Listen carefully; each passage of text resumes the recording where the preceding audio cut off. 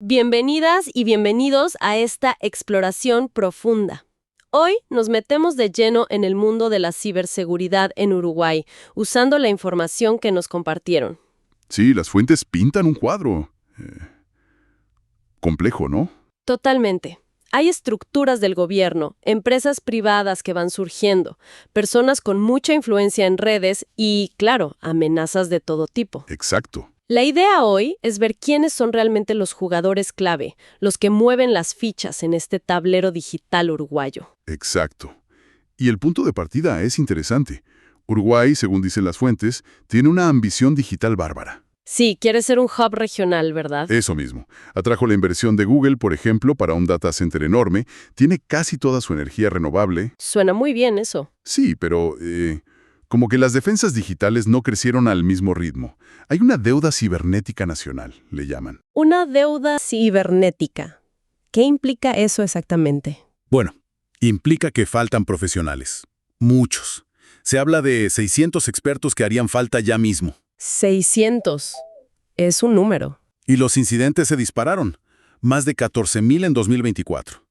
O sea, un ataque a sistemas del gobierno cada media hora, más o menos. Cada media hora. ¡Wow! Y encima, la crisis reciente con los certificados de identidad digital, la PKI, fue, bueno, muy grave. Entiendo. Como correr muy rápido hacia adelante, pero dejando la puerta de atrás medio abierta. Algo así, sí. Empecemos por lo oficial, entonces. ¿Quién está formalmente a cargo? Las fuentes señalan mucho a GESIC. Sin duda, AGESIC, la Agencia para el Gobierno Electrónico y la Sociedad de la Información, bueno, es la pieza central del gobierno en esto. La que corta el bacalao, digamos. Tal cual. Lidera la política digital, controla el tema de protección de datos, previene delitos informáticos y maneja la plata de proyectos internacionales como un préstamo del BID justo para ciberseguridad. Ah, importante eso. Sí. Y sus directores, gente como Heber Paguás, que también está en presidencia, o Daniel Mordesky, bueno, se meten de lleno cuando hay un lío gordo. O sea, no solo dirigen, bajan al barro. Exacto. AGESIC está por encima de CERTUI, que es el equipo de respuesta, y del GESOC, el centro que vigila las redes del gobierno. Es un modelo bien centralizado, de arriba para abajo. Pero esa centralización, ¿no es un riesgo también? Mencionaste un ataque que tuvieron. Justamente. Las fuentes hablan de un ciberataque a principios de 2025. AGESIC tuvo que hacer todo el análisis forense. Ahí se ve su rol clave, pero también su vulnerabilidad. Si cae el centro,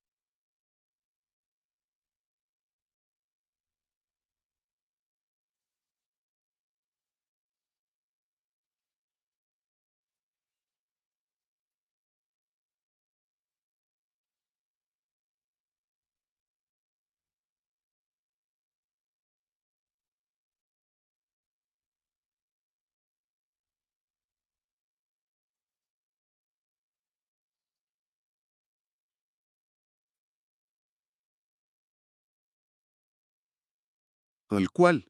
Lidera la política digital, controla el tema de protección de datos, previene delitos informáticos y maneja la plata de proyectos internacionales como un préstamo del BID justo para ciberseguridad. Ah, importante eso. Sí. Y sus directores, Gente como Heber Paguás, que también está en presidencia, o Daniel Mordesky, se meten de lleno cuando hay un lío gordo. O sea, no solo dirigen, bajan al barro. Exacto. AGESIC está por encima de CERTUI, que es el equipo de respuesta, y del GESOC, el centro que vigila las redes del gobierno. Es un modelo bien centralizado, de arriba para abajo. Pero esa centralización, ¿no es un riesgo también? Mencionaste un ataque que tuvieron. Justamente. Las fuentes hablan de un ciberataque a principios de 2025. AGESIC tuvo que hacer todo el análisis forense. Ahí se ve su rol clave, pero también su vulnerabilidad. Si cae el centro... El equipo de respuesta a emergencias. CERTUI es el brazo operativo principal para incidentes.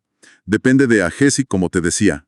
Monitorea la infraestructura del gobierno con el GSOC. Ajá. Y hay una ley nueva, la 20212, que obliga a entidades críticas, públicas y privadas, a reportar incidentes en 24 horas. Solo 24 horas. Es poco tiempo. Poquísimo. Para el resto, es voluntario. Y un detalle, si necesitan ayuda de terceros para analizar algo, garantizan el anonimato de quien reportó. La directora es María Eugenia Corti. Entiendo. ¿Y la protección de datos? Mencionaste que AGESIC supervisa, ¿pero hay una unidad específica? Sí, claro. Está la URCDP, la Unidad Reguladora y de Control de Datos Personales. La URCDP. Esa misma. Es la autoridad que protege la privacidad. Si hay una brecha de datos personales, las empresas o entidades tienen 72 horas para reportarles a ellos. 72 horas. Ok. Y controlan mucho las transferencias de datos a otros países. Si mandas datos de uruguayos afuera, la URCDP mira si ese país protege bien los datos. Si no, necesitan permiso previo. Como un guardián de la privacidad en la frontera digital. Exacto. Colaboran con Argentina, con CERTUI, con la policía. Federico Monteverde es el presidente. Bien, ahora, las fuentes hablan mucho de una nueva ley de delitos informáticos del 2024. ¿Fue para tanto? ¿Tan importante? Absolutamente. La Ley 20.327 de septiembre de 2024 es, un antes y un después. Muy necesaria. ¿Por qué? ¿Qué cambiaba? Lo que pasa es que el Código Penal viejo estaba, obsoleto para los delitos digitales, con más de 14,000 incidentes al año. Claro, la realidad iba por otro lado. Totalmente. Esta ley define y castiga cosas que antes quedaban medio en el aire. El ciberacoso, el fraude online, meterse en sistemas sin permiso, espiar comunicaciones, robar la identidad digital. Cubre bastante terreno. Sí. Y además ordena hacer campañas de educación, algo clave. Y permite un registro de ciberdelincuentes para los bancos, por ejemplo. Ah, mira vos. Y muy importante, pone a Uruguay a tiro con estándares internacionales como el Convenio de Budapest. Eso ayuda muchísimo a colaborar con otros países. Hay apoyo técnico de afuera, de Estados Unidos, por ejemplo, para implementarla bien. Es la base legal de ahora. Una ley más fuerte, fundamental. Pero, ¿quién la hace cumplir? ¿Quién investiga estos líos? Ahí se ve especialización. Por un lado, la Fiscalía tiene una unidad especializada en cibercriminalidad. La dirige Ricardo Lagner. ¿Y qué hacen ellos? Apoyan a los fiscales de todo el país. Les dan una mano con la evidencia digital, arman guías de cómo hacer las cosas bien, coordinan. Son como los asesores técnicos de los fiscales. Entiendo. ¿Y la policía? También tiene su unidad, la Unidad de Cibercrimen de la Policía Nacional. Depende del Ministerio del Interior, la dirige el comisario general Paulo Rocha. Es la primera puerta a la que va la gente a denunciar. El primer contacto. Eso. Y para conectar con el mundo está Interpol Montevideo, clave para el crimen organizado que cruza fronteras, incluyendo el ciber. Bien, panorama público bastante claro. Agencia central, leyes nuevas, unidades especializadas. Pero la ciberseguridad no es solo el Estado. ¿Qué onda con el sector privado? ¿Quién vende las herramientas, las defensas? Y sobre todo, ¿quién forma a esa gente que falta? El sector privado está, creciendo, madurando. Las fuentes nombran algunas empresas. Datasec, por ejemplo. Datasec. Sí, tienen mucha historia, más de 37 años. Hacen consultoría, el famoso hacking ético. Contratar hackers buenos para encontrar fallos. Exacto. Y tienen un SOC, un centro que monitorea 24/7. Reinaldo de la Fuente Abdala es una figura ahí. Ok, ¿veteranos? ¿Alguna más? Sí, mencionan a Nexa, más enfocados en seguridad ofensiva y defensiva. Hacen pentesting, que es probar la seguridad tratando de entrar, hacking ético también, y gestionan seguridad para clientes. ¿Y quién está ahí? Andrés Gómez, cofundador. Un hacker ético con mucha cancha, dicen que hasta asesoró en temas de leyes. Tienen sus propias plataformas de monitoreo y eso. Interesante. ¿Y algún otro nicho? Sí, Genexus Consulting. Se meten más en la seguridad desde que se diseña el software, lo que llaman SSDLC, y respuesta a incidentes. Dicen que conocen bien las reglas de acá. Gerardo Canedo está a cargo. Seguridad desde el principio. Eso. Y Qualified, que se dedican a testing independiente, a probar que el software funcione bien y sea seguro. Algo súper importante. Guillermo Skrilek es el gerente. O sea, hay un ecosistema privado que se mueve. Se mueve, sí. Ofrece servicios cada vez más específicos. La pregunta es si alcanza para la demanda y la complejidad de hoy, sobre todo con esa falta de gente que decíamos. Justo eso, la falta de personal. ¿Quién intenta tapar ese agujero? ¿Quién forma a los futuros expertos? Hay varias universidades metidas, aunque bueno, el déficit de 600 sigue ahí. La Universidad de la República, la UDELAR, la pública, es clave. La UDELAR, sí. Su facultad de ingeniería tiene especialización y maestría en seguridad informática. Vende todo: forencia digital, criptografía, leyes. Gustavo Betarte es un referente ahí, lidera el grupo de seguridad. Y manejan la red académica uruguaya. Bien.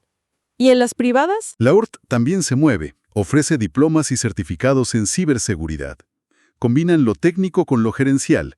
Daniel Bacino coordina eso. ¿Y había algo del Ministerio de Defensa? ¿No? Sí, el CALEN, Centro de Altos Estudios Nacionales, dan un curso gratuito de ciberseguridad. Y ojo, no solo para militares y policías, también para público general. Ah, abierto a todos. Sí, lo enfocan como que el ciberespacio es un nuevo dominio de la defensa nacional. Es interesante, porque es el gobierno tratando de formar gente por fuera de las universidades, quizás buscando perfiles que necesitan ellos mismos en el Estado. Lo dirige el coronel Pablo Camps, que es ingeniero. Una señal de que ven la necesidad por todos lados. Exacto. Una necesidad grande. Bueno, ya vimos a los defensores, Estado, privados, academia. Ahora, la otra cara de la moneda. Las amenazas. Las fuentes hablan de grupos internacionales grosos, pero también de problemas locales. Empecemos por los de afuera, porque pegan fuerte. Un ejemplo clarísimo: Shiny Hunters. Shiny Hunters. Me suena. Sí, son conocidos. Atacaron a Microsoft, a Ticketmaster, bueno, empresas enormes. En mayo de 2024 se adjudicaron el hackeo al Banco Santander. ¿Al Santander? Sí, afectó a 30 millones de clientes en España, Chile y Uruguay también. Ahí está la conexión. Claro. Te muestra cómo estar conectado al mundo te expone a estos ataques súper profesionales, a gran escala, probablemente buscando plata. Ataques globales. ¿Y las amenazas más de entre casa, digamos? Ahí hay de todo. Un caso curioso es el de Omar Soka Charkov y su spyware Godwatchful. ¿Spyware uruguayo? Sí, hecho acá. Se supo quién era cuando se filtró la base de datos de su app. La vendía para monitorear chicos, supuestamente, pero se usaba para espiar gente sin permiso. Feo asunto. Sí. El spyware es eso, software espía. Este caso muestra una amenaza más local, de vigilancia personal, quizás un negocio chico pero dañino. No se sabe si tuvo consecuencias legales. ¿Y qué más hay localmente? Después tenés a los activistas. Esos no buscan plata, buscan, bueno, hacer lío por ideología. ¿Protesta digital? Exacto. Tumban webs del gobierno, de empresas, dejan mensajes. Las fuentes mencionan un ataque a principios de 2025, que decía: necesita gobernantes, no títeres. Se habla de ataques viejos de Anonymous y nombran grupos más nuevos como La Pampa Leaks, Bogotá Leaks, Uruguayo 373. Nombres conocidos. Algunos suenan en la región, ¿sí? También está Guacamaya, con un discurso más antiimperialista, ecologista. Son ataques más de propaganda, de molestar. Y antes mencionaste a alguien ligado a la crisis de identidad digital, Origugu C373. Ese mismo. Origugu C373 es particular. Parece una mezcla. ¿Mezcla de qué? De activista, porque publica manifiestos contra la corrupción, y de cibercriminal, porque vende los datos que roba. Es el que está detrás del lío gordo de los certificados PKI. El de la crisis. Exacto. Parece que sabe lo que hace, técnicamente, y que tiene contactos afuera. Lo vinculan con otro actor global, Machine 1337, que atacó a Cisco, a Huawei. Es interesante esta figura híbrida, ¿no? Plantea cómo cambian los malos. Sin duda. Ahora, algo que me llamó mucho la atención en las fuentes es el rol que parecen tener las redes sociales. Twitter, ahora X, los Spaces, y algunas personas en particular. Se siente diferente a otros lados. Sí, es un fenómeno que destacan mucho. Dicen que esas plataformas son como, canales primarios, sin filtro, para enterarse de amenazas y para el debate. Antes que los comunicados oficiales. Muchas veces sí. Noticias de hackeos, de vulnerabilidades, salen primero ahí, publicadas por ciertas personas. Y eso les da un poder bárbaro para marcar la agenda, para presionar. ¿Y quiénes son esas voces? ¿Esos influencers de la ciberseguridad uruguaya? Hay varios perfiles. Periodistas como Eduardo Preve, muy activo en X, dicen que a veces tira la data de incidentes antes que nadie, hasta nombrando a los grupos supuestamente responsables. Genera revuelo, me imagino. Muchísimo. También Fabián Werner, de Sudestada, más enfocado en cómo todo esto afecta a la prensa. ¿Y del lado técnico? ¿Hackers? ¿Expertos? Ahí mencionan a Mauro Eldrich, un hacker uruguayo-argentino. Fundó empresas de seguridad y es conocido por encontrar fallos en sistemas del gobierno y a veces, hacerlos públicos. ¿Los publica? A veces sí. Comparte mucha data técnica en X, da charlas en conferencias grosas como DEFCON sobre temas súper avanzados, inteligencia de amenazas, biohacking. Un perfil alto. ¿Sí? Y después está Alberto Daniel Gil. Las fuentes lo describen como un caso muy particular. Contame más de él. Bueno, es hacker, experto en ciberseguridad. Su notoriedad, dicen las fuentes, creció mucho después de ser el primer preso en Uruguay por un delito informático. Algo que él niega, aclaran. Ah, mira. ¿Y qué pasó después? Al salir de prisión preventiva, como que usó esa experiencia para hacer activismo. Tiene un podcast diario, Cyber Midnight Club, que empezó en conversaciones en Twitter Spaces. Cyber Midnight Club. Lo conozco. Claro, las fuentes destacan su estilo de transparencia radical. Usa su historia personal para analizar incidentes, para señalar problemas, para defender víctimas de ataques. Una estrategia particular. Muy particular. Dicen que construyó una comunidad online fuerte. Tiene mucha actividad en Spaces, colabora con otra gente. Y su pasado, en vez de ser un problema, parece que le da, cierta credibilidad en ese círculo. Lo presentan como alguien con mucha influencia en el debate público. Fascinante cómo una figura individual puede tener tanto peso. ¿Hay otros influencers mencionados? Sí, pero en otro plan. Nombran a Evita Luna, que tiene millones de seguidores en TikTok e Instagram. Y más masivo. Claro, da consejos generales de seguridad, promociona marcas, es otro tipo de influencia, menos metida en el debate técnico o político duro. Entiendo.